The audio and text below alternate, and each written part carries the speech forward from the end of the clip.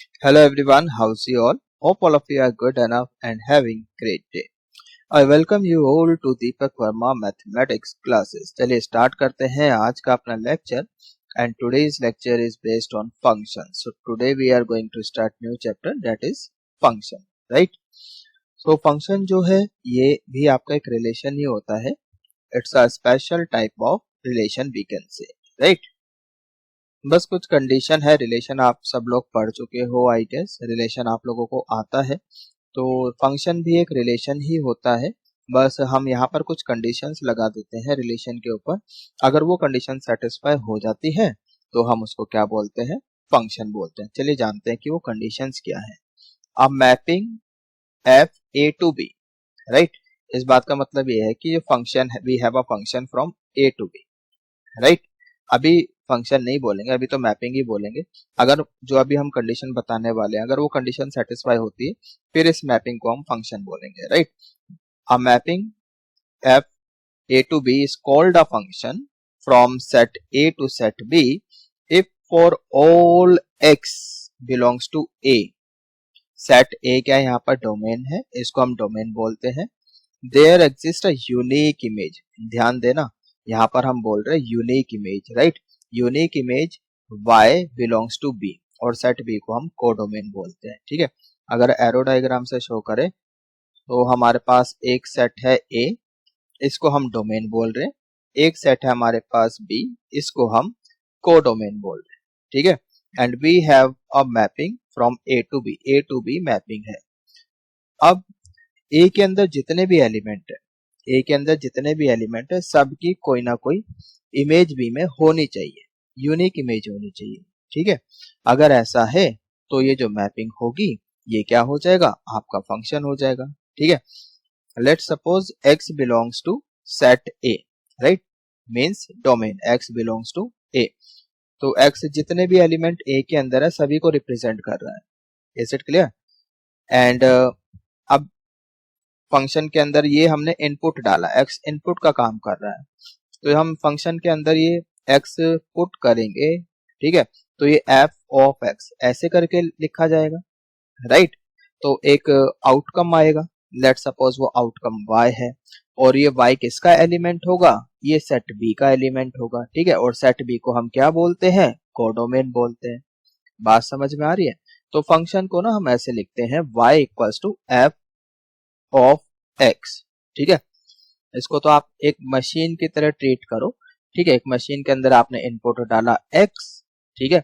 एक आउटकम आएगा, यहाँ से जो प्रोडक्ट बन के निकला डेट इज y, राइट. तो ऐसे लिख रहे हैं f ऑफ x, f के अंदर x डाला, आउटकम आया y. Is it clear? I hope समझ में आ गया है. तो अगर हम बोल रहे हैं कि हमारे पास फंक्शन है a to b, set a को बोलेंगे डोमेन, b को बोलेंगे कोडोमेन. समझ में आ गया? यहाँ पर a एंड b ये क्या है, आपके सेट्स हैं, डिस्क्रीट सेट है, ठीक है. आई होप डिस्क्रीट सेट आपको पता होगा, ठीक है, क्या होते हैं. तो सेट्स सभी ने पढ़ा है, चैप्टर है ना, सेट्स अगर चैप्टर पढ़ा है तो ए और बी जैसे सेट रिप्रेजेंट करते हैं. लेट सपोज इफ आई से सेट ऑफ वोवल्स, वो एक डिस्क्रीट सेट है, right. Set of natural number less than equals to 5, वो एक डिस्क्रीट सेट बनेगा, राइट. 1 2 3 4, राइट. लेस देन 5 बोला ना, सो 1 2 3 4 ऐसे बन गया, वो एक डिस्क्रीट सेट होगा इस टाइप से, राइट. समझ में आ गया? तो we write y equals to f of x, वो बता ही दिया मैंने आपको यहाँ पर. अगर ऐसा है भाई, इनपुट हमने डाला x, आउटकम आया y, तो हम यहाँ पे क्या बोलेंगे, जो x की इमेज है, x की जो इमेज आएगी वो क्या है, y. Is it clear? और उल्टा भी बोल सकते हैं, pre image of y, pre image of y is x, right. Image of x is y, pre image of y is x, right. ऐसे भी बोल सकते हैं. Is it clear? ये बात समझ में आ गई? तो इस बात को भी नोट करके आप लिख लो यहाँ पर. सो y is image of x अगर ऐसे जा रहे हो, right. And x is pre image of y, right. अब x को क्या बोलेंगे, this is pre image of y और image of y is x, ऐसे भी बोल सकते हैं. बात समझ में आ गई? तो ये तो हो गई फंक्शन की डेफिनेशन, राइट. चलो अब मैं कुछ एरो डायग्राम आपको दे रहा हूँ, तो आपको देख के बताना है कि ये फंक्शन है या नहीं, राइट। चलिए इस वाले डायग्राम में देखो, तो 1 इज कनेक्टेड टू बी, 1 को हमने बी के साथ कनेक्ट किया, 2 को हमने ए के साथ कनेक्ट किया, 2 को हमने सी के साथ कनेक्ट किया और 3 को डी के साथ कनेक्ट किया, राइट। देख के बताओ फंक्शन है या नहीं। ऑफ कोर्स नहीं है ना। क्यों नहीं है, रीजन बताओ क्यों नहीं है।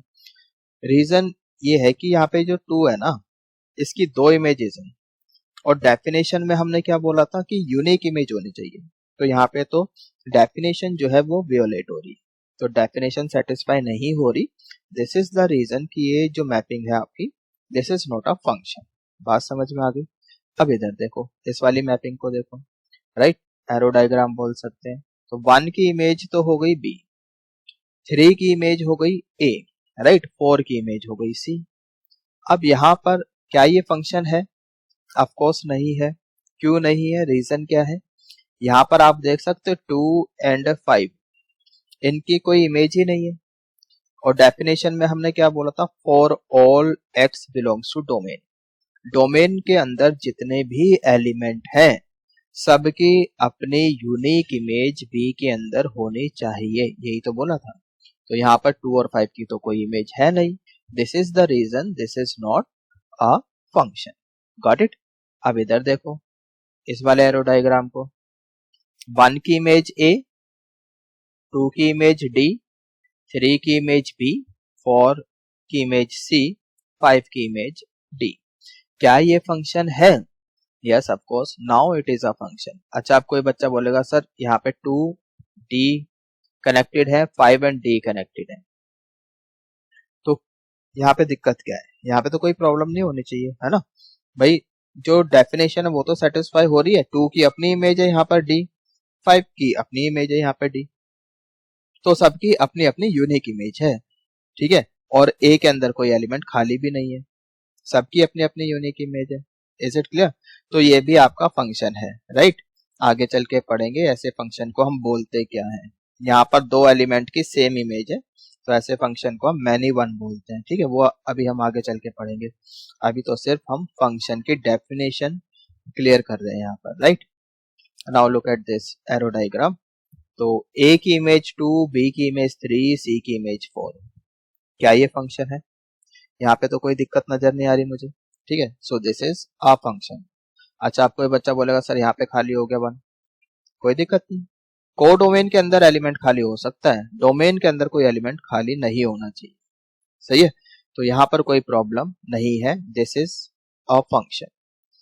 Now look at this arrow diagram, इस वाली मैपिंग को देखो, 1 की इमेज है सी, 2 की इमेज है ए, 3 की इमेज है बी, क्या ये फंक्शन है?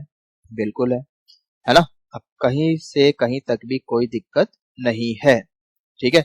सारे एलिमेंट्स की अपनी अपनी यूनिक इमेज है और डोमेन के अंदर कोई एलिमेंट खाली भी नहीं है, राइट। तो ये आपका फंक्शन है। क्या ये फंक्शन है? 1 की इमेज ए भी है, 1 की इमेज ई भी है और 2 की इमेज आई ओ यू, ये सब है। तो ये तो फंक्शन नहीं है। क्यों नहीं है? बिकॉज यहाँ पर 1 की यूनिक इमेज नहीं है, 1 की एक से ज्यादा इमेज है, 2 की एक से ज्यादा इमेज है। दिस इज द रीजन कि ये आपका फंक्शन नहीं है, राइट। अच्छा, क्या ये फंक्शन है? 1 की इमेज बी, 2 बी, 3 सी, हाँ ये फंक्शन हो सकता है, यहाँ पे कोई दिक्कत नहीं है। यहाँ पे 1 की तो एक ही इमेज है, 2 की भी एक इमेज है, 3 की भी एक इमेज है और सबकी अपनी अपनी यूनिक इमेज है, राइट। तो यहाँ पर कोई दिक्कत नहीं है। So this is function, again we call this a many one function, right. Is it clear? क्या ये फंक्शन है 2a 2b 2c? नो, ये फंक्शन नहीं होगा। क्यों? देखो, पहली बात तो दो, ये जो 2 है इसकी एक से ज्यादा इमेज हो गई, तो यूनिक इमेज तो नहीं है। दूसरा, यहाँ पे 1 एंड 3 ये भी खाली हो गया, तो 1 एंड 3 की भी कोई इमेज नहीं है। समझ में आ रहा है? डोमेन के अंदर कोई एलिमेंट खाली नहीं होना चाहिए और सबकी अपनी अपनी यूनिक इमेज होनी चाहिए, वो कंडीशन यहाँ पे सेटिस्फाई नहीं हो रही। Is it okay? I hope समझ में आ गया है। तो डेफिनेशन अब सभी को क्लियर हो गई होगी, राइट, कि फंक्शन की डेफिनेशन क्या है। आगे चलें, तो चलिए एक छोटा सा क्वेश्चन कर लेते हैं पहले। इधर देखो, ये क्वेश्चन है,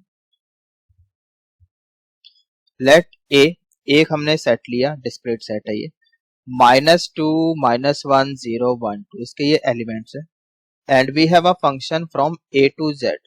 Z क्या है यहाँ पे? सेट ऑफ इंटीजर्स है, right. Be given by f of x, ऐसे रीड करते हैं, f of x, this is equals to x square minus 2x minus 3। You need to find out the range and pre-images of 6 minus 3 and 5, right? Is it clear? तो set A जो है वो domain है, तो domain के अंदर जितने भी एलिमेंट हैं, अगर ये फंक्शन है तो सबकी अपनी अपनी यूनिक इमेज होनी चाहिए, राइट। तो अब क्या करते हैं हम, यहाँ पर सेट A के पास जाओ, राइट, और बारी बारी से मतलब जितने भी इसके मेंबर्स हैं सेट A के, है ना, सभी के पास जाओ और उठाओ, जैसे यहाँ पे -2 को उठाया और F के अंदर रख दो, यहाँ पर मतलब X की जगह रख दो, तो यहाँ पे -2 इनपुट का काम करेगा। ये हमारे पास मशीन है, एक फंक्शन मशीन है, इसके अंदर हमने -2 डाला, एक आउटकम निकल कर आएगा, राइट, कोई प्रोडक्ट निकल के आएगा, मशीन का एक प्रोडक्ट होगा, दैट विल बी इमेज, ठीक है। तो सबकी हमें इमेजेस मिल जाएगी इस हिसाब से। बात समझ में आई? तो बस ठीक है, इतना सा काम करना है, कर लो। तो पहले हमने -2 डाला यहाँ पर, ये हो गया f of -2, you get -2 square, यहाँ पे रखोगे ना -2 x है, यहाँ पे रखा -2 -3, राइट। सो यहाँ से आपको मिलता है 5, सो f ऑफ 2 आ गया 5, राइट, एंड f ऑफ 1 फिर ये रखो, -1 रखो, राइट, -1 रखा, यहाँ पर x की जगह -1 रखा, you get -1 square, -2 of -1 -3, you get 0, यहाँ पे 0 रखने पर -3 बचेगा, राइट। अब 1 रखो, यहाँ पे 1 रखा, यू गेट -4, फिर एक बार 2 रख लो, 2 रखने पे -3, राइट। अगर हम इसका एरो डायग्राम बनाए ना, एरो डायग्राम देखो इधर, ये तो सेट A हो गया, सेट ऑफ इंटीजर्स है, -2 -1 0 1 2, -2 की इमेज कितनी आई है? 5, -1 की इमेज कितनी आई है? 0, राइट, 0 की इमेज कितनी आई है? -3, 1 की इमेज कितनी आई है? -4, एंड 2 की इमेज कितनी आ गई? -3, राइट, ये हो गया। तो अगर हम रेंज की बात करें, तो रेंज जो है वो सेट ऑफ इमेजेस होता है। रेंज क्या होता है? Set of images, right. तो ये इमेजेस का सेट है, इसको बस लिख दो 5 0 -3 -4, ये तो आ गई आपकी रेंज, समझ में आ गया। तो इस तरह से आप रेंज निकाल ले, तो range is nothing but set of images, तो इमेजेस निकालो, उसका सेट बना लो, that will be range, got it. Pre images निकालनी हमें 6 -3 और 5 की, राइट। तो 6 तो हम देख पा रहे हैं कि हमने कहीं भी हमें 6 तो मिला ही नहीं, तो इस बात का मतलब क्या है कि 6 की कोई प्री इमेज नहीं होगी, इज इट क्लियर। दूसरा, प्री इमेज ऑफ -3, ये रहा -3 दो बार है, तो प्री इमेज -3 की 2 भी है और 0 भी है, दोनों ही है। So pre image of -3 is 2 as well as 0, दोनों हो गई। 5 की प्री इमेज की बात करें, ये रहा 5, अब इधर चलो, तो 5 की जो प्री इमेज है वो -2 है, 6 तो आया ही नहीं यहाँ पर कहीं भी, है ना, समझ में आ रहा है।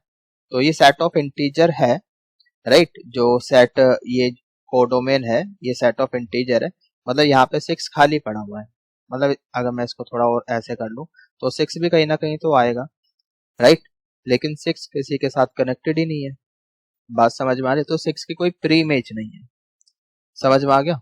दूसरा तरीका प्री इमेज निकालने का ऐसा है कि जैसे f of x equal to 6, तो मतलब हमें इनपुट निकालना है, आउटकम इज 6, तो f ऑफ x तो ये है ही आपके पास, so x square -2x -3 equal to 6, solve करके x की वैल्यू निकालो। जब आप इसको सॉल्व करते हो, क्वाड्रेटिक है, क्वाड्रेटिक फॉर्मूला लगाओ यहाँ पर, -b प्लस माइनस √d/2a करके, है ना, लगा लोगे, कोई दिक्कत थोड़ी है, पता ही होगा, तो लगाओ, ये आपका आ जाएगा 1 प्लस माइनस √10। क्या ये x क्या है? x तो डोमेन है, राइट, एक्स क्या है, सेट ए का एलिमेंट है यहाँ पर। तो क्या ये सेट ए के अंदर है? नहीं है, तो ये तो सेट ए को बिलोंग नहीं करता। इस बात का मतलब क्या है, there is no pre image of 6। Is it clear? तो बाकी सेम काम आप -3 और 5 के लिए भी कर सकते हो, राइट? समझ में आ गया? बाकी तो वैसे जरूरत नहीं है ये सब करने की, जो अभी हमने एरो डायग्राम बनाया था, ठीक है, वहीं से आप पता कर सकते हो कि एरो डायग्राम बनाओ कि प्री इमेजेस क्या क्या है, वहीं से आपको पता चल जाएगा, राइट? Is it clear? तो अब जैसे डोमेन की, चलो इसकी बात करते हैं हम। डोमेन कोडोमेन रेंज क्या होती है? जैसे हमारे पास फंक्शन है ए टू बी, ठीक है। अभी फंक्शन क्या है, ए टू बी, डिस्क्रीट सेट्स हैं यहाँ पे। तो सेट ए को डोमेन बोलते हैं, ये पहले भी बता चुके हैं। सेट बी को कोडोमेन बोलते हैं, ये भी बता चुके हैं। फिर रेंज क्या होती है, सेट ऑफ इमेजेस होती है, ठीक है, सिंपल है। फॉर एग्जाम्पल, जैसे मान लो ये हमारे पास एक मैपिंग है, फंक्शन है ए टू बी, ठीक है, ये डोमेन है पूरा सेट, और सेट बी कंप्लीट सेट, ये क्या है, कोडोमेन है, ठीक। तो डोमेन तो हो गई 1 2 3, कोडोमेन हो गई A B C D E, right. Range की बात करें तो set of images, set of images जैसे 1 सी के साथ कनेक्टेड है, 2 बी के साथ कनेक्टेड है, और 3 डी के साथ कनेक्टेड है। तो यहाँ पे इमेजेस क्या हो गई, बी सी डी, राइट। सो बी डी सी, ये तो हो गई आपकी रेंज। Is it clear? अच्छा, अगर हम बात करें क्या, बताओ टोटल फंक्शन कितने बन सकते हैं? ए टू बी फंक्शन है, तो टोटल फंक्शन कितने हो सकते हैं? जो टोटल फंक्शन होते हैं, let suppose A to B function है, ए के अंदर m एलिमेंट्स हैं और b के अंदर n एलिमेंट्स हैं। जो टोटल फंक्शंस बनेंगे वो n to the power m बनेंगे, n to the power m, इतने टोटल फंक्शन बन जाएंगे, राइट? समझ में आ रहा है? फॉर एग्जाम्पल, जैसे आप तो इधर देखो, ऐसे किया, ये किया, 1 2 3 4 ऐसे करके यहाँ पे m एलिमेंट्स है, राइट। एंड यहाँ पर let's suppose b1 b2 b3 ऐसे करके यहाँ पे n एलिमेंट्स है। अब ये पहला एलिमेंट उठाया सेट a का, a के अंदर m एलिमेंट्स है, b के अंदर n एलिमेंट्स है, ठीक है। अब 1 को मैं किसी के साथ भी कनेक्ट कर सकता हूँ। 1 के लिए कितने ऑप्शन है, n ऑप्शन है, राइट। किसी के साथ भी कनेक्ट हो सकता है, यस और नो? यहाँ भी हो जाएगा, यहाँ भी हो जाएगा, यहाँ भी, कहीं भी कनेक्ट कर सकता हूँ। कर सकता हूँ या नहीं कर सकता? नहीं कर सकता, एक के साथ ही तो कनेक्ट करूंगा, क्योंकि फिर तो ये फंक्शन ही नहीं होगा, है ना, राइट।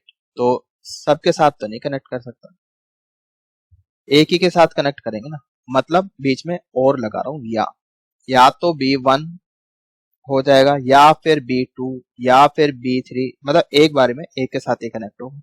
तो 1 के पास कितने ऑप्शन है, किसी के साथ भी कनेक्ट कर सकते हैं, तो इस वाले एलिमेंट के लिए n ऑप्शन है, ठीक है। अब ये वाला उठाया 2, इसके लिए भी n ऑप्शन है, किसी के साथ भी कनेक्ट कर सकता हूँ।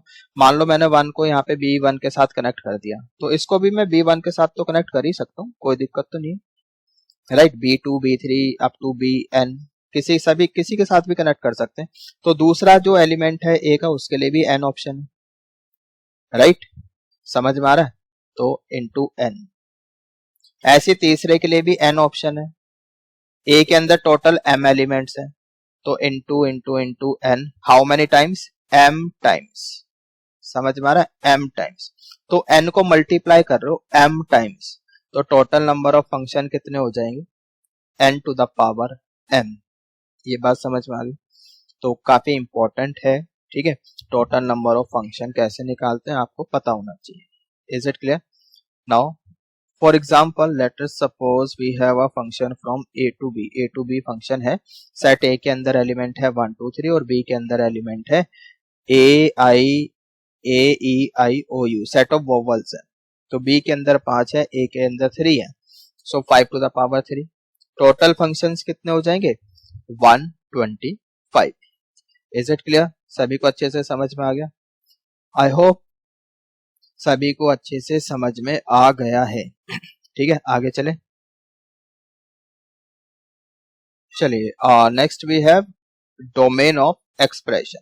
तो अभी जो हमने पहले आपको बताया डोमेन, वो तो कुछ ऐसा था कि अगर मान लो फंक्शन हमारे पास ऐसा है ना, ए टू बी, तो यहाँ पे मतलब ये डिस्क्रीट सेट्स पर था। अब हम बात कर रहे हैं डोमेन ऑफ एक्सप्रेशंस की, ठीक है, और ये काफी इंपॉर्टेंट है, ठीक है, डोमेन ऑफ एक्सप्रेशंस। अब इधर सुनो कि डोमेन होती क्या है। बात करें तो set of inputs for which function is defined. Simple से वर्ड में अगर बात करें, भाई एफ क्या एक मशीन है, उसके अंदर इनपुट डाल रहे हैं, अगर आउटकम आ रहा है फिर तो ठीक है, आउटकम नहीं आ रहा फिर वो वैल्यू डोमेन में नहीं होगी, वो इनपुट क्या होगा उसको हम रिजेक्ट कर देंगे क्योंकि वहां से कोई आउटकम आ नहीं रहा। समझ में आ रही बात। तो set of values of input कह सकते हैं for which function is defined. Set of values of input for which function is defined. Input क्या है, ये इंडिपेंडेंट वेरिएबल होता है। गॉट इट, आई होप समझ में आ गया।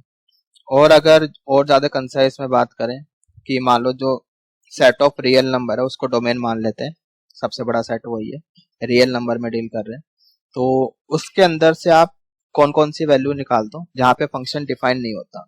डिफाइन कब नहीं होता, या तो इमेजिनरी बन रहा हो, मतलब इनपुट डाला कोई इमेजिनरी वैल्यू बन रही हो तो एक्स की वो वाली वैल्यू हटा दो, या तो फंक्शन नॉट डिफाइंड हो, है ना, आपने इनपुट डाला फंक्शन नॉट डिफाइंड आ रहा है उस वैल्यू पर तो वो वाली वैल्यू हटा दो, या फिर इनडिटर्मिनेंट फॉर्म बन रही हो।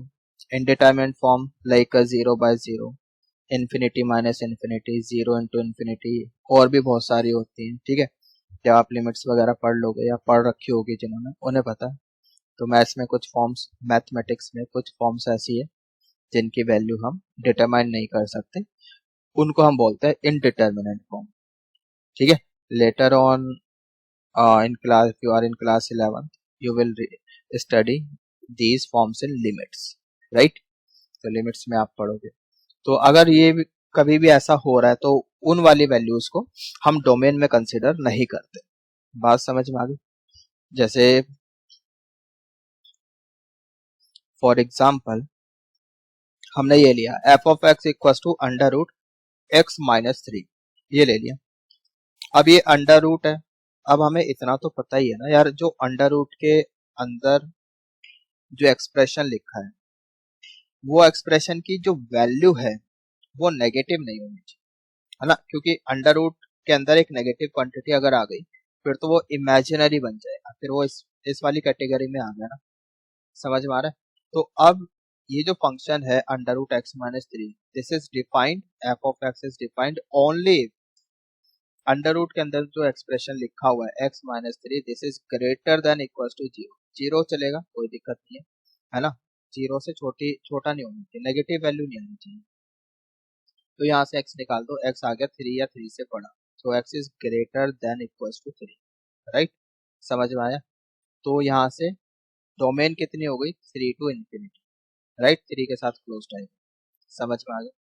अच्छा, इनइक्वालिटी अच्छे से आनी चाहिए आप लोगों को, तभी आप डोमेन निकाल पाओगे, ठीक। तो यहाँ पर अगर आप मान लो 3 से आपने कोई छोटी वैल्यू रखी, लेट सपोज 2 रख दी, तो 2-3, 2-3 कितना होगा, -1, तो नेगेटिव आ गया, अंडर रूट -1 तो इमेजिनरी नंबर है। बात समझ में आ गई। तो इसलिए ठीक है, तो ऐसे आप पुट कर करके भी देख सकते हो, ठीक है। मान लो आपने 2 रखा, 2.5, 2.9 और 3 रखने पे 0, और 3 से आगे कोई भी वैल्यू रख लो हमेशा पॉजिटिव आउटकम आएगा, कोई दिक्कत नहीं है। तो इस तरह से भी आप चेक कर सकते हैं, राइट। अब मान लो कुछ ऐसा फंक्शन है F of X equals to, इधर देखो, F of X equals to 1/x² - 16, मान लो ये है। तो अब क्या दिक्कत है, जो डिनोमिनेटर है वो 0 नहीं होना चाहिए, है ना। अगर कभी भी इस टाइप का क्वेश्चन आए कि आपके पास डिनोमिनेटर है p/q फॉर्म का आता है, तो डिनोमिनेटर आपका 0 नहीं होना चाहिए। क्यों, क्या दिक्कत हो जाएगी यार, अगर डिनोमिनेटर 0 हो गया तो खुद सोचो ना, नॉट डिफाइंड हो जाएगा, राइट। तो इसलिए अगर इस फंक्शन को डिफाइन होना है, function f of x is defined only if denominator is not 0, that is x² - 16 is not equals to 0, right, that is x² not equals to 16, that is x not equals to +-4, बस x की value आप +4 या -4 नहीं रख सकते हो, बाकी आप कुछ भी रखो, हमेशा आउटकम आएगा। राइट, समझ में आ गया। तो r में से आप क्या करो, -4 +4 हटा दो, बस ये लिखने का तरीका होता है, r excluding -4 +4। Right, is it clear? आगे चले, आई होप समझ में आ गया। चलिए ग्राफिकली बात करते हैं। ग्राफिकली तो वो तो एल्जेब्रिकली बता दी, अगर पॉसिबल है, अगर आप ग्राफ बना सको, कोई भी फंक्शन आपको दिया, आपने ग्राफ बनाया, तो जो डोमेन होती है ना, वो क्या होती है, portion covered by the graph on x axis. बहुत सिंपल है, ग्राफ बनाओ और देख लो कि एक्स एक्सिस पर कितना पोर्शन कवर किया ग्राफ, वही डोमेन हो जाए। फॉर एग्जांपल जैसे यहाँ portion covered by graph on x axis, जैसे मान लो हमने एक ये ग्राफ ले लिया, ठीक है, वन के साथ क्लोज्ड है, वन इंक्लूडेड है, तो एक्स एक्सिस के ऊपर कितना पोर्शन कवर किया, ये इसकी शेडो हो जाएगी यहाँ से लेके यहाँ तक, ठीक है, यहाँ वन से लेके 5 तक, तो 1 to 5 वन के साथ क्लोज्ड है, राइट, क्योंकि यहाँ पे फिल्ड सर्कल है, इसका मतलब है क्लोज्ड, तो वन के साथ क्लोज ब्रैकेट आएगा, और यहाँ पे ओपन सर्कल है, यू कैन सी, तो 5 के साथ आ जाएगा ओपन ब्रैकेट। Got it? अब आप इस वाले ग्राफ को देखो, तो -4 से -1, 1 से 2, एंड फिर उसके बाद 2 से आगे 9, ये सारा पोर्शन कवर हो रहा है। जो ग्राफ हमने बनाया यहाँ पर, एक रैंडम ग्राफ बनाया है, ठीक है, तो ये जो ग्राफ है वो एक्स एक्सिस के ऊपर कितना पोर्शन कवर कर रहा है। सो -4 से -1 दोनों फील्ड सर्कल है, तो क्लोज्ड क्लोज्ड आ जाएगा, क्लोज्ड ब्रैकेट -4 -1 क्लोज्ड, फिर उसके बाद ब्रेक आ गया, ब्रेक को जोड़ने के लिए यूनियन का यूज करते हैं, फिर 1 to 2, 1 के साथ फील्ड सर्कल है मतलब 1 के साथ क्लोज्ड, 2 के साथ ओपन सर्कल है मतलब 2 के साथ ओपन, देन यूनियन, फिर 2 से लेके 9 तक गए, 2 तो इंक्लूड नहीं है, 2 के साथ ओपन ही है, सो ऐसे करके लिखा ओपन 2, 9, मतलब 2 से लेके 9 तक जा रहे हैं, और 9 भी आपका ओपन है, यहाँ पे ओपन सर्कल है ना, तो 9 के साथ ओपन ब्रैकेट है, ठीक है, ये तरीका हो गया। राइट, समझ में आ गया, I hope it is clear. तो बहुत इजी है, अगर आप ग्राफ बना लेते हो, ठीक है, तो फिर तो डोमेन निकालना बहुत इजी है। अब आप इधर देखो, अब मान लो एक ग्राफ है, ठीक है, ऐसा ग्राफ, तो इसने एक्स एक्सिस के ऊपर कितना पोर्शन कवर किया भाई, -इन्फिनिटी से यहाँ तक जीरो इंक्लूड नहीं होगा, और फिर आगे शुरू हो जाओ, यानी पूरी एक्स एक्सिस कवर हो रही है, कंप्लीट एक्स एक्सिस कवर हो रही है, एक्सेप्ट जीरो, बस जीरो नहीं हो रहा, राइट, तो जीरो हटा दो, आर में से जीरो हटा दो, ये डोमेन हो जाएगी। समझ में आ गया? अब आप यहाँ देखो, मान लो ये हो गया, तो पूरी एक्स एक्सिस कवर हो रही है, कोई दिक्कत नहीं, ऐसा थोड़ी ग्राफ यहाँ खत्म हो गया, ये तो चलता जाएगा ना, तो पूरी एक्स एक्सिस कवर होगी, तो यहाँ पे जो डोमेन है वो रियल नंबर होगी। Is it clear? Now look at this one, ये ग्राफ है आपके पास, सो -3 से 2 तक और 2 से 4 तक, राइट, सो -3 इंक्लूड है क्या? नहीं, तो -3 के साथ तो ये क्लोज लगा रखा है, तो एक काम करते हैं, इसको फिल्ड कर लो, इसको सर्कल को फिल कर लो, तभी यहाँ पर आप क्लोज लगा सकते हो, सो -3 क्लोज, राइट। अच्छा, फिर -2 के साथ ओपन है, अब कुछ बच्चे बोलेंगे ठीक है सर 2 के साथ तो माइनस ओपन ब्रैकेट है, फिर यहाँ पर तो इंक्लूड हो गया, यस, क्योंकि ग्राफ आप देखो ना, यहाँ पर तो चलो ओपन है, लेकिन यहाँ तो ये इंक्लूड हो गया ना, यहाँ पर तो परछाई तो पड़ ही रही है, तो ये 2 भी यहाँ पे कवर हो रहा है, ऊपर वाले ग्राफ से कवर हो रहा है। Is it clear? I hope समझ में आ गया है। तो ये वाला ग्राफ 2 को कवर कर रहा है, तो इसलिए पूरा पोर्शन आ जाएगा -3 से 4 तक, और 4 के साथ भी फील्ड सर्कल है, तो 4 के साथ भी closed bracket. Is it clear? I hope समझ में आ गया। ठीक, देखो ये डोमेन वगैरह वाले क्वेश्चन करने से पहले, फंक्शन करने से पहले आप लोगों को ना ग्राफ्स की सारी नॉलेज होनी चाहिए, ठीक है, जितने भी हमारे पास स्टैंडर्ड ग्राफ हैं, फंक्शन हैं, स्टैंडर्ड फंक्शन, सबके ग्राफ कैसे बनते हैं वो आप लोगों को पता होना चाहिए। इंट्रोडक्शन टू ग्राफ को आई होप सबने देख लिया होगा, ठीक है, प्लेलिस्ट में जाओ, वहाँ से देख लो, अगर नहीं देखा है तो वहाँ पे सारे स्टैंडर्ड ग्राफ्स आपको बता रखे हैं, ठीक। अब कुछ पॉइंट्स हैं, ये आपको नोट करने हैं, नोट कर लो। पॉइंट 1, अगर कभी भी 1/a है, ठीक है, वैसे तो ये अलग से बताने की जरूरत नहीं पड़नी चाहिए, मैंने साफ साफ बता दिया है कि फंक्शन बस डिफाइन होना चाहिए। अब वो कब कब डिफाइन होता है भाई, डिनोमिनेटर में जीरो नहीं होना चाहिए, अगर स्क्वायर रूट आ रहा है आपका, ठीक है, तो फिर स्क्वायर रूट के अंदर क्वांटिटी नेगेटिव नहीं होनी चाहिए, ठीक, इन्फिनिटी नहीं बनना चाहिए, इमेजिनरी नहीं बनना चाहिए, ये सारी चीजें हैं वो आपको देख। बाकी फंक्शन किस टाइप का है, वो कब कब डिफाइन होता है, वो आपको पता होना चाहिए। जैसे अगर हम 1/a की बात करें तो a गया डिनोमिनेटर में, है ना, ये जीरो नहीं होना चाहिए, एंड a खुद डिफाइन होना चाहिए। बात समझ में आ रही है, a खुद डिफाइन भी होनी चाहिए। For 1/a to be defined, a should not be equals to 0 and a should be defined, right? For example, मान लो हमने लिया 1/x-4, तो x-4 को तो कोई दिक्कत नहीं है, वो तो डिफाइंड है, राइट? लेकिन ये पूरा बस डिनोमिनेटर आपका जीरो नहीं होना चाहिए, वो जीरो कब होगा, जब x4 होगा, तो r में से 4 हटा दो, बाकी तो x की वैल्यू कुछ भी रखो, क्या दिक्कत है, ठीक है। तो डोमेन क्या हो गई, r एक्सक्लूडिंग 4। बताओ, सही है, यहाँ तक तो कोई दिक्कत नहीं है ना। आगे चले, अब मान लो मैंने आपको फंक्शन दिया 1/1 cos x, 1/1 cos x, ठीक है। तो यहाँ पर a का काम कौन कर रहा है, 1/cos x। एक तो ये डिफाइन होना चाहिए, दूसरा ये जीरो नहीं होना चाहिए। तो 1/cos x, क्या ये डिफाइंड है, हमेशा डिफाइंड है, नहीं ना। अगर मान लो मैंने x को 90 रखा, x को अगर 90 रखा, तो cos 90 तो जीरो हो गया, एंड 1/0 तो नॉट डिफाइंड हो गया, तो ये हमेशा तो डिफाइन नहीं होगा, है ना। और ये नॉन जीरो भी है, दिस इज, ये कभी आपका जीरो बनेगा भी। बस आप तो क्या करो, x की वैल्यू आप 90 का ऑड मल्टीपल नहीं रख सकते।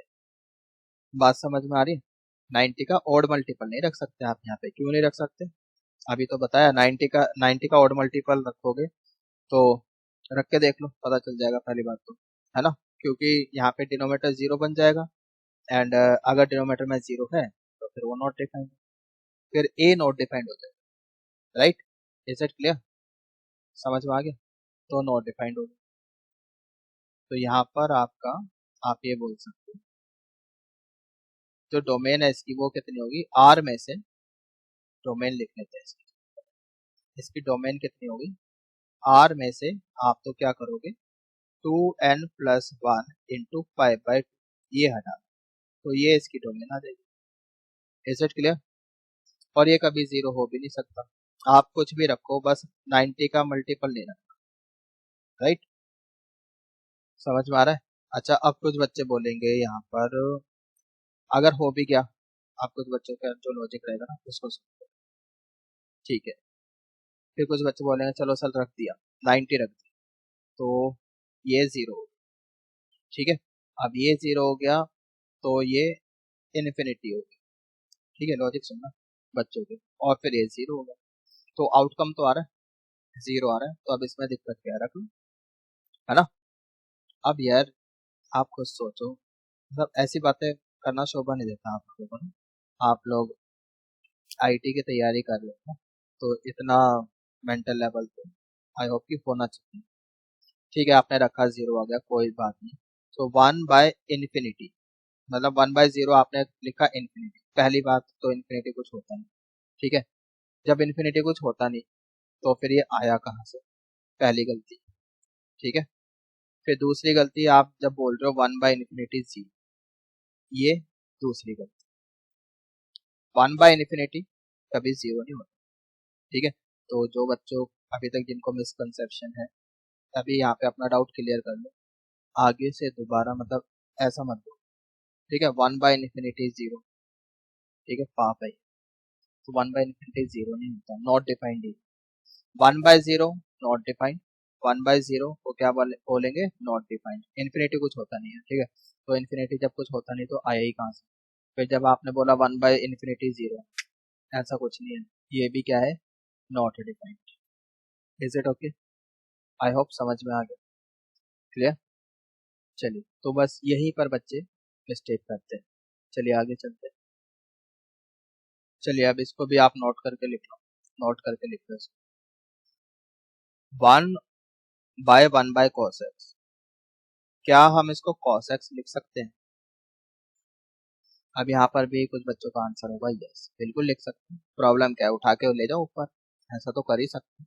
मतलब ऐसे ही करते आए 10th तक, तो अब भी ऐसा कर लेंगे। तो ठीक है 10th तक चल गया यार आपका, बट अब नहीं चलेगा। ठीक है, अब कुछ भी करने से पहले आपको 10 बार ही सोचना। ठीक है, तब तो बच्चे थे, अब तो बड़े हो गए आप लोग, अब ऐसी बचकानी हरकतें नहीं करनी। ठीक है, तो इसको लेके जाओ ऊपर। जो बच्चे लेके गए हैं फिर ठीक है, गलत है ऑफकोर्स। क्यों गलत क्यों है, आप खुद सोचो। एक काम करो, आप तो क्या करो, जो लेफ्ट साइड है ना इसकी डोमेन निकालो, और जो राइट साइड है उसकी भी डोमेन देखो। जो राइट साइड में cos x है, इसको तो कोई दिक्कत है ही नहीं, इसकी तो डोमेन क्या होगी r, कुछ भी रखो x की वैल्यू आउटकम आएगा। ठीक है, तो ठीक है आ गया, इसकी डोमेन तो r होगी। यहाँ पर अभी थोड़ी देर पहले बताया था कि इसकी डोमेन क्या है। यहाँ पर जब आप x का यहाँ पे 90 का ऑड मल्टीपल रखोगे, है ना, जब आप यहाँ पे 90 का ऑड मल्टीपल रखते हो तो 0 आ जाएगा। 1/0 इज नॉट डिफाइंड, वो पहले भी बताया हमने। ठीक है, तो 90 के ऑड मल्टीपल पर ये लेफ्ट हैंड साइड वाला फंक्शन आपका डिफाइन नहीं है, तो लेफ्ट हैंड साइड की जो डोमेन आ रही है वो कितनी आ रही है, r excluding odd multiple of 90। ठीक है, एंड यहाँ पे इंटीजर। तो जब डोमेन ही बराबर नहीं है तो ये दोनों फंक्शन बराबर कैसे हो सकते हैं? अगर आप बोल रहे हो ना दो फंक्शन इक्वल है, इस बात का मतलब ये है कि जब आप ग्राफ बनाओगे दोनों का ग्राफ ओवरलैप करेगा। समझ में आ रहा है? तो बट यहाँ तो ऐसा है ही नहीं। यहाँ पे अगर आप ग्राफ बनाते भी है तो 90 के ऑड मल्टीपल पर ग्राफ बनेगा नहीं लेफ्ट साइड का, और राइट साइड का तो कोई दिक्कत ही नहीं है, ये कभी भी इसको उसकी डोमेन तो आ रहा है। आप एक्स की कुछ भी वैल्यू डालोगे आउटकम आएगा। Is it clear? So this is the reason. ठीक है, यहाँ पे left hand side right hand side बराबर नहीं है, मतलब ये इस ऐसे लिखना गलत है। ठीक है, बचपन में आप लोग करते आए थे, ठीक है ले गए ऊपर, कोई दिक्कत नहीं, बट अभी नहीं लेके आ सकते। ठीक है, अगर मान लो एक्स ये हो गया फिर तो कर ही नहीं सकते ना ऐसा। एक्स की वैल्यू अगर 90 का ऑड मल्टीपल है फिर आप कैसे कर सकते, फिर तो ये नॉट डिफाइंड होगा। Is it clear? I hope समझ में आ गया है। आगे चले, फिर और कुछ पॉइंट्स हैं जिनको ध्यान में रखना है आपको। Note two, find domain of the expression in the given form itself without manipulation.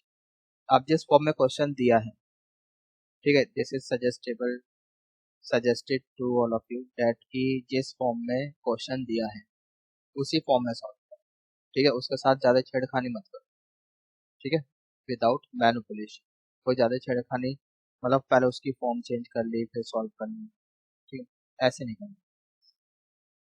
कर भी सकते हो, देखो ऐसी बात नहीं है कर नहीं सकते, कर भी सकते हैं, वो अभी आगे चल के बताएंगे। मान लो कि उस फॉर्म में क्वेश्चन सॉल्व नहीं हो रहा, आपने मैनिपुलेशन कर लिया, सॉल्व किया, तो लास्ट में जो आंसर आ रहा है ना, लास्ट में जो आंसर आ रहा है एक बार दोबारे ओरिजिनल क्वेश्चन के पास आके चेक कर लो, वो वैल्यू पुट करके देख लो। ठीक है, क्या वो ओरिजिनल क्वेश्चन की फॉर्म को सेटिस्फाई कर रही है या नहीं कर रही, मतलब ऐसा ना हो कि उस वैल्यू पे ओरिजिनल जो फंक्शन दिया हुआ है वो नॉट डिफाइंड हो जाए। राइट, समझ में आ रहा है? I hope it is clear.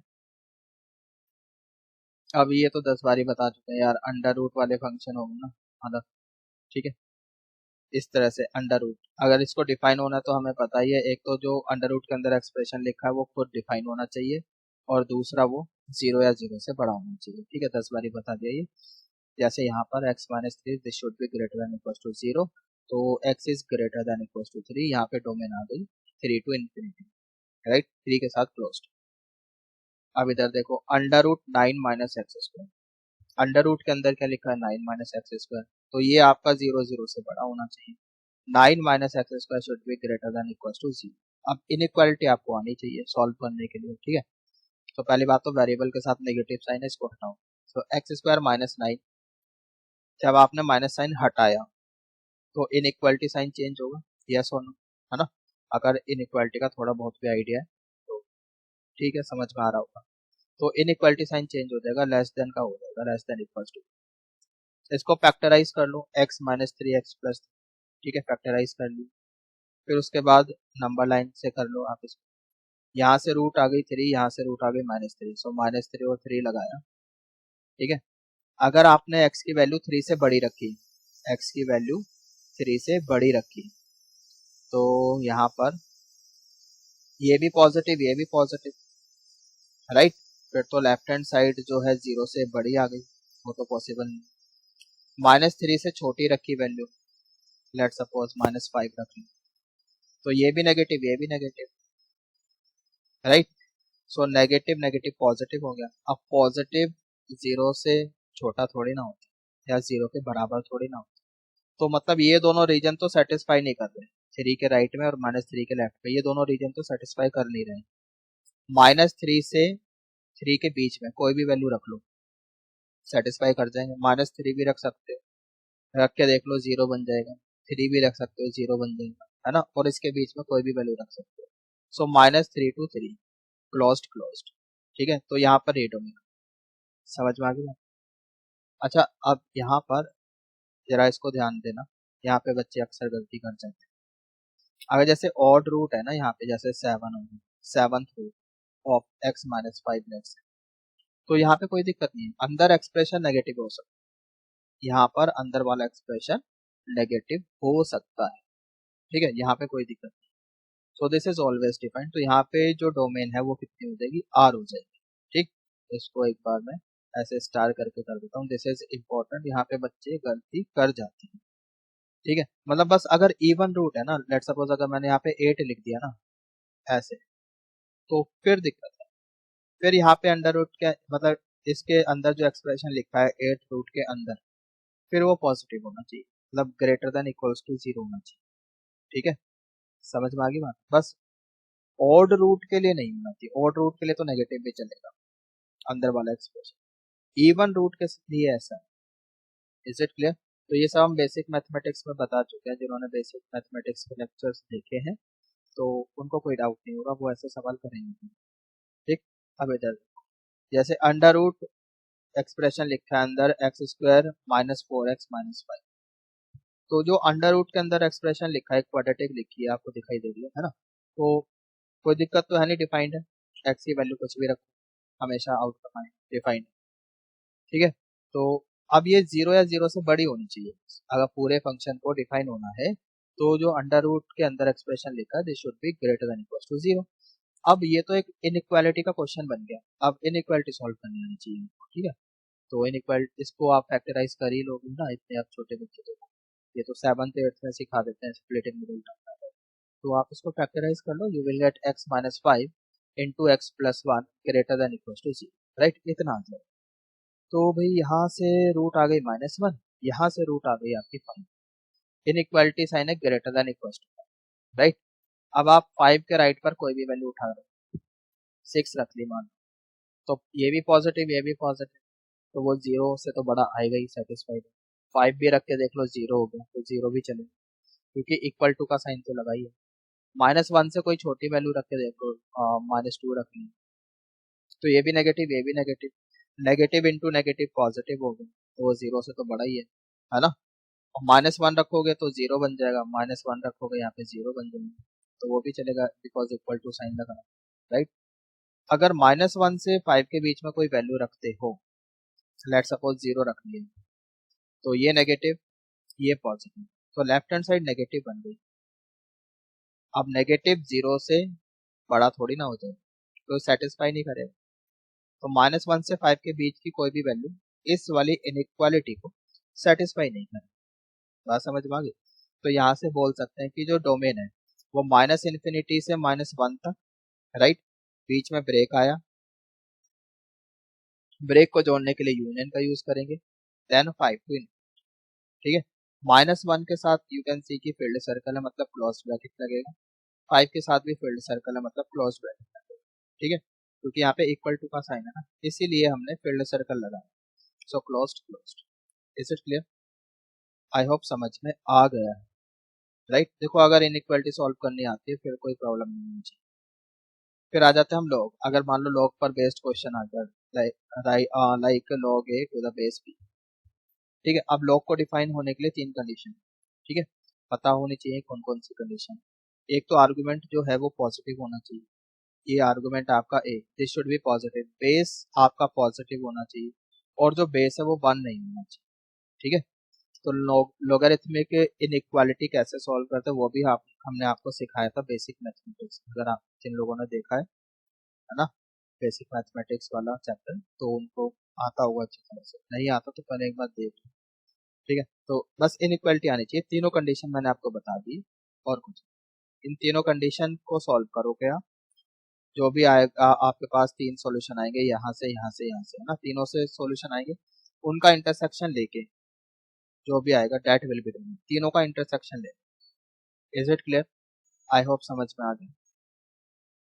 अब इधर देखो, जैसे साइन इनवर्स कॉस इनवर्स हो गया, sine inverse and cos inverse, ठीक है, sine inverse and cos inverse. Graphically बात करते हैं यहाँ पे, अगर ग्राफ भी पता है तो भी आप देख सकते हैं। तो जो डोमेन होती है साइन इनवर्स की कॉस इनवर्स की, वो -1 से 1 तक, ठीक है। डोमेन क्या होती है साइन इनवर्स कॉस इनवर्स की? -1 से 1 तक। डोमेन आपको अगर ग्राफ पता है तो फिर आप ग्राफिकली भी देख सकते हो, ग्राफ बना तो देख लो वहां से। तो ग्राफ ने एक्स एक्सिस के ऊपर कितना पोर्शन कवर किया, तो -1 से 1 तक करेगा, तो ये इसकी डोमेन है। यानी यहाँ पे जो ये कोई भी एक्सप्रेशन हो सकता है, वो -1 से 1 के बीच में लाई करना चाहिए, राइट। फॉर एग्जाम्पल मान लो हमें डोमेन निकालनी है साइन इनवर्स x² - 4, तो ठीक है, साइन इनवर्स, अब ये ए का काम कर रहा है, राइट। तो ये जो एक्सप्रेशन है साइन इनवर्स के अंदर जो एक्सप्रेशन लिखा हुआ है, ये -1 से लेकर 1 तक लाई करना चाहिए। समझ में आ रही बात? तो greater than equal to -1 but less than equal to 1। Is it clear? अब इस टाइप की इनइक्वालिटी को कैसे सॉल्व करते हैं हम लोग, वो भी आपको आना चाहिए, राइट। या तो साइमल्टेनियसली कर लो या फिर अलग अलग करके कर लो। चलो हम -4 को यहाँ लेके गए और इधर भी लेके गए। सो -1 + 4 इज 3, 1 + 4 इज 5, राइट। अब एक बार आप इसको सॉल्व करो और एक बार इसको सॉल्व करो, ठीक। So x² greater than equal to 3 and, बीच में एंड लगेगा मतलब इंटरसेक्शन लेना है, x² less than equal to 5। Is it clear? अब इसको कैसे सॉल्व करोगे? ठीक है, यहाँ पे कई बच्चे गलती कर जाते हैं, बस स्क्वायर हटाते हैं, यहाँ पे प्लस माइनस लगा लेते हैं। तो इनइक्वालिटी कैसे सॉल्व करनी है यहाँ पर? तो हमने बताया था इनइक्वालिटी में राइट साइड में 0 ही रखना है, जितनी भी टर्म राइट साइड में उसको लेफ्ट हैंड साइड लेकर आना है और लेफ्ट हैंड साइड को फैक्टराइज करना है, ठीक। तो यहाँ पर ये ऐसा हो जाएगा x² - 3 greater than equal to 0। फिर हम इसको ऐसे लिखेंगे x - √3 x + √3 greater than equal to 0, right. समझ में आ रहा है? तो यहाँ से तो आ गया √3 और यहाँ से आ गया -1, तो ये रूट्स आ गई, नंबर लाइन पे लगाई। Inequality sign greater than equals to का है, तो outside the roots will be solution. तो ये वाला आपका सॉल्यूशन हो जाएगा, -√3 से छोटा और √3 से बड़ा। बात समझ में आ रही है? ऐसे ही यहाँ से निकाल लो -√5 √5, बट यहाँ पे लेस देन इक्वल्स टू का साइन है, तो बिटवीन द रूट्स आपका सॉल्यूशन हो जाएगा, ठीक है। अब इन दोनों का इंटरसेक्शन ले, ठीक है। इंटरसेक्शन लेने के लिए आप एक कॉमन नंबर लाइन बना सकते हो दोनों की, ठीक। जैसे कि इसको हमने S1 बोल दिया, -√3 से छोटा और √3 से बड़ा। इसको हमने S2 बोल दिया, -√5 से √5 के बीच, ठीक है। इंटरसेक्शन चाहिए, मतलब कॉमन पार्ट देखना है आपको। तो कॉमन पार्ट के लिए यू कैन सी कि ये वाला जो रीजन है यहाँ से लेके यहाँ तक, ये वाला रीजन, और यहाँ भी ये वाला जो रीजन है, ये this is common part, right. So -√5 से लेकर -√3 एंड √3 से लेकर √5, गॉट इट। तो ये आपकी डोमेन हो जाएगी। तो ऐसे निकालते हैं डोमेन, ठीक है। आई होप समझ में आ गया होगा। और भी इनवर्स टेक्नो फंक्शन है आपके पास, कॉसेकेंट इनवर्स, सीकेंट इनवर्स, ठीक है। इनकी डोमेन होती है आपकी -1 से छोटी या बराबर और 1 से बड़ी, राइट। और ऐसे बोल सकते हो -∞ से -1 यूनियन 1 to ∞, राइट। तो यहाँ पर एक ही जगह कोई भी एक्सप्रेशन हो सकता है, तो ये इनइक्वालिटी, फिर उसके बाद जब आप ये लगा दोगे कंडीशन, फिर तो ये एक इनइक्वालिटी का क्वेश्चन बन जाएगा और इनइक्वालिटी आपको अच्छी तरह से आनी चाहिए, राइट। तो भाई ये डोमेन वाले क्वेश्चन करने से पहले आप लोगों को इनइक्वालिटी आनी चाहिए। जिन भी बच्चों को इनइक्वालिटी नहीं आती है, पहले वो क्या करें, बेसिक मैथमेटिक्स वाला चैप्टर देखें, वहाँ पे जो इनइक्वालिटी सिखाई गई है वो देख लेते हैं। ठीक है, उसके बाद आके देख लेना जब, राइट। अच्छा, ये भी हम कैसे हवा में बात नहीं कर रहे हैं, आप ऐसे ग्राफ सबके सिखाए गए हैं कि ग्राफ कैसे बनता है। जितने भी आपके 6 इनवर्स सिग्मा फंक्शन है सबके ग्राफ बनाए, बना के दिखा रखे हैं आपको। इंट्रोडक्शन टू ग्राफ में जाओ, वहाँ पे देखो, और ग्राफिकली, ठीक है, ग्राफिकली बात कर रहे हैं। तो ग्राफिकली मतलब कि इसका हमने ग्राफ बनाया होगा और ग्राफ ने एक्स एक्सिस के ऊपर कितना पोर्शन कवर किया वो बताएंगे। Is it okay? ऐसे ही आप जितने भी, ये जितने भी फंक्शन है, sine cos tan inverse cot inverse E की पावर एक्स, ए की पावर एक्स, मोड एक्स, कोई भी पॉलिनोमियल फंक्शन 1 बाय एक्स की पावर ओड, राइट, जिंट x, box x, fractional part function, signum function, इन सब का हमने ग्राफ बना रखा है। ठीक है, तो ग्राफिकली बात कर रहे हैं तो ये कभी भी नॉट डिफाइन नहीं होते। ठीक है, हमेशा डिफाइन होता है, आप एक्स की वैल्यू कुछ भी रखो, these functions are always defined. ठीक है, तो ग्राफिकली बात कर रहे हैं, अगर आप इनका ग्राफ देखोगे तो कहीं पे ब्रेक नहीं होगा, ये हमेशा ही डिफाइंड होगा, राइट। ब्रेक नहीं मतलब ब्रेक जैसे सिग्नम फंक्शन है, ब्रेक, ये ब्रेक हो सकता है, ग्रेटेस्ट इंटीजर फंक्शन ये भी ब्रेक हो जाएगा, ग्राफ तो ब्रेक हो जाएगा। मतलब डिसकंटिन्यूअस हो सकता है ग्राफ, लेकिन डिफाइन हमेशा ही, राइट। जैसे अगर मैं इसकी बात करूं, इसका जो ग्राफ होता है ना, एक बार जल्दी से दिखा देता हूँ आपको। इसका ग्राफ ऐसा होता है, 0 पे 0, ठीक, और 0 से आगे 1, 0 के लेफ्ट पर -1। तो ग्राफ तो 0 पे ब्रेक हो गया ना, लेकिन 0 पे आउटकम तो आ रहा है, 0 पे 0। ये फंक्शन इस तरह से डिफाइन करते हैं, ठीक है। 1 if X is greater than 0, 0 if X is equal to 0, -1 if X is less than 0। Signum function को इस तरह से डिफाइन करते हैं। तो ग्राफ आप देख सकते हो, और ग्राफ ने एक्स एक्सिस के ऊपर कितना पोर्शन कवर करा वो भी देख सकते हो, तो पूरी एक्स एक्सिस कवर हुई है, right. So that is why domain is R. तो सभी में ऐसा होता है। Is it okay? I hope समझ में आ गया, राइट। चलिए अब आगे चलते हैं। चलिए, अच्छा यहाँ पर ना एक गलती कर दी हम लोगों ने, वो क्या कर दी कि ये 1/x ना, ये तो 0 पे डिफाइन ही नहीं होगा। अगर मैं x को 0 रख दूं फिर तो डिफाइन नहीं होगा ना। तो 1 बाय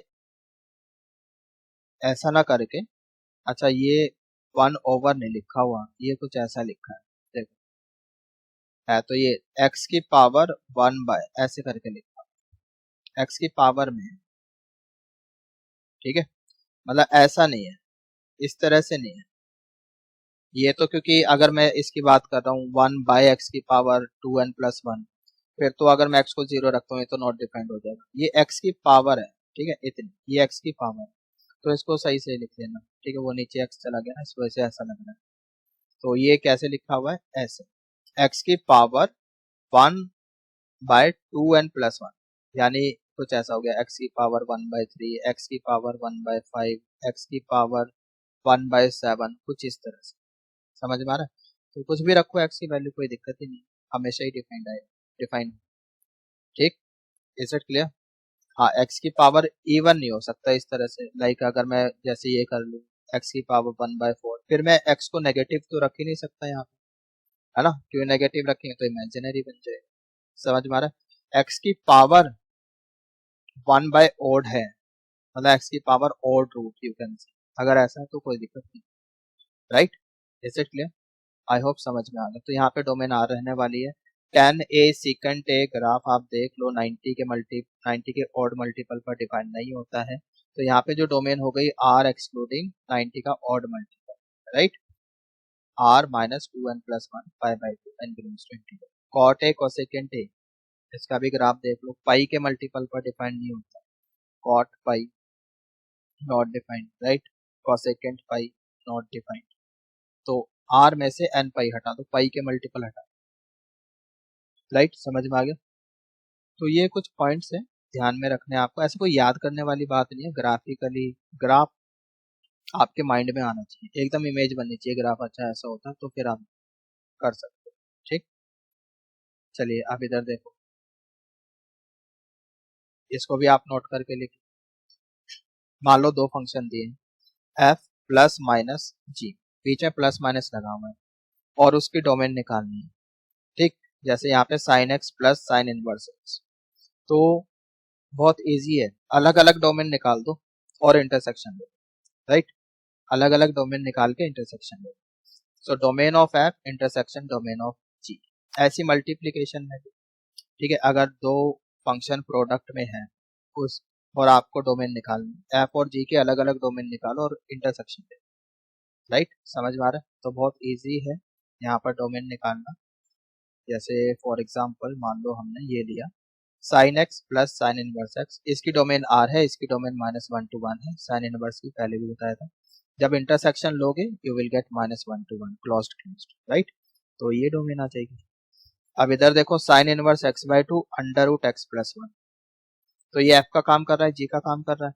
यहाँ पर तो साइन इनवर्स के अंदर जो एक्सप्रेशन लिखा है वो -1 से 1 के बीच में होना चाहिए, right, that is greater than equal to -1 less than equal to 1, तो x आ जाता है -2 से लेके 2 तक, right, x is greater than equal to -2 but less than equal to 2, यहाँ से तो ये आ जाता है। ये अंडर रूट फंक्शन है, अंडर रूट के अंदर जो भी एक्सप्रेशन लिखा है that should be greater than equal to 0, yes और नो, है ना, तो ये आपका ग्रेटर देन इक्वल टू 0 हो गया, that is x is greater than equal to -1। अब आप क्या करो, दोनों का इंटरसेक्शन ले लो, ठीक है, एफ और जी का इंटरसेक्शन ले लो, you will get the final domain, right. तो यहाँ पे हमने डोमेन अलग अलग, ये डोमेन आ गई, एफ की है, जी की आ गई, इंटरसेक्शन लिया, एक तो है -2 से 2, एक -1 से बड़ा, जो इंटरसेक्शन पार्ट है वो ये वाला आ गया -1 से 2 तक, ओके, क्लोज्ड क्लोज्ड, बात समझ में आ गई? ठीक है, अब एफ इंटू जी टाइप का भी ले लेते हैं, f into g type, so f into g type का भी ले लो, under root x -2 into under root x plus 2, ठीक है, तो ये एफ का काम कर रहा है, जी का काम कर रहा है, दोनों की अलग अलग आप डोमेन निकाल दो। यहाँ से तो x -2 this should be greater than equal to 0, मतलब x should be greater than equal to 2, right, अगर डिफाइन होना है। यहाँ से x plus 2 should be greater than equal to 0, यानी कि x is greater than equal to -2, ये g की डोमेन आ गई, दोनों का इंटरसेक्शन है, ठीक है, इंटरसेक्शन लेना तो बहुत ईजी, कॉमन नंबर लाइन बनाओ, -2 से बड़ा 2 से बड़ा, जो कॉमन पार्ट आ रहा है वो इससे आगे का आएगा, ये वाला सारा कॉमन पार्ट है 2 से आगे, सो 2 से लेकर इन्फिनिटी तक, राइट। अच्छा, एक पॉइंट और बोला था हमने कि क्वेश्चन जिस फॉर्म में दिया हुआ है उसी फॉर्म में सॉल्व कर लिया, छेड़खानी नहीं करी उसके साथ, मैनिपुलेशन नहीं की। अब उस बात का मतलब देखो, जैसे अभी ये एफ इंटू जी फॉर्म में दिया है तो ऐसे सॉल्व कर लिया हमने, तो ये आंसर आ। अब किसी बच्चे ने क्या करा, ठीक है, अच्छा इन दोनों को मल्टीप्लाई कर लेते हैं, ऐसे लिख लेते हैं, ठीक है, लिख सकते हैं, कोई प्रॉब्लम थोड़ी है, बताओ क्या गलती करी बच्चे, लिख लिया ऐसे, तो कोई गलती कर दी क्या, नहीं करी, है ना। तो अब फिर उसने अब इसको सॉल्व किया, तो अंडर रूट के अंदर जो एक्सप्रेशन है this should be greater than equal to 0, right, so x² -4 greater than equal to 0, factorise किया, x -2 into x plus 2 greater than equal to 0, ठीक है, इनइक्वालिटी सॉल्व की, तो ग्रेटर देन इक्वल टू का साइन है तो outside the root आपका solution आ गया, तो 2 से बड़ा -2 से छोटा, क्लोज्ड क्लोज्ड, राइट। तो बट आंसर तो ये है, यहाँ पर तो एक्स्ट्रा आंसर आ रहा है ना, ये तो आ ही रहा है, लेकिन ये एक्स्ट्रा भी तो आ रहा है, तो हमने ये बताया था कि चलो अब मान लो आपने छेड़खानी कर भी दी, ठीक है, तो भी फिर हम क्या करेंगे, लास्ट में जो आंसर आ रहा है इसको उठाएंगे, एक बार ओरिजिनल क्वेश्चन के पास जाएंगे और चेक करेंगे, ठीक है, कि डिफाइन भी हो रहा है या नहीं। तो जैसे -2 इंक्लूड है यहाँ पे, ठीक है, -2 से छोटी वैल्यू कोई रख के देखी हमने, -2 ही रख लिया, चलो -2 भी तो इंक्लूड है, सो -2 इज -4, तो ये तो डिफाइन ही नहीं हुआ, ये तो डिफाइन ही नहीं हुआ ना, ठीक। अच्छा, कोई बच्चा बोलेगा ठीक है -2 रख दिया, -4 आ गया और ये 0 हो गया, तो 0 इंटू दिस 0 हो गया, ठीक है। अब इस बात का ध्यान देना, जैसे -2 रखा, -2 और इंटू ये 0 हो गया, राइट, -2 + 2, तो बच्चे ने आंसर दे दिया 0, तो बच्चा बोलेगा ठीक है तो डिफाइन तो है, क्या दिक्कत क्या है इसमें? तो नहीं है यार, ऐसा थोड़ी है। अब देखो 0, ये पहले भी बता चुके हैं, 0 इंटू समथिंग, 0 इंटू समथिंग, अगर आपने बोला 0 तो गलत है, 0 नहीं होता है हमेशा, 0 into something, 0 into something defined होना चाहिए, ठीक है, अगर आप किसी डिफाइंड क्वांटिटी के साथ मल्टीप्लाई कर रहे हो ना, तब जीरो आता है। ऐसा नहीं है कि आप किसी के साथ भी जीरो का मल्टीप्लाई कर दो तो जीरो आ जाएगा। तो ये तो नॉट डिफाइंड है ना, जीरो इंटू नॉट डिफाइंड तो जीरो थोड़े नहीं आएगा, जीरो इंटू नॉट डिफाइंड तो नॉट डिफाइंड आएगा। समझ में आ रही बात? तो इसलिए यहाँ पे टू भी इंक्लूड नहीं हो सकता। Is it okay? I hope समझ में आ गया है। चलिए, तो काफी लेंथी लेक्चर हो गया ये, आज हम लोग इतना ही करते हैं, बाकी कंटिन्यू करेंगे चैप्टर अपना नेक्स्ट लेक्चर में, ठीक है। आई होप जितना भी हमने पढ़ा है वो अच्छे से समझ में आ गया है। नोट्स प्रॉपर बनाओ, जिन बच्चों के पास टाइम कम है नोट्स नहीं बना सकते, ऑप्शन है you can download it, right, description में लिंक आपको मिल जाएगा, वहां से आप डाउनलोड कर सकते। तो ठीक है guys, see you soon, till then stay at home, safe and healthy, goodbye everyone, take care, bye bye.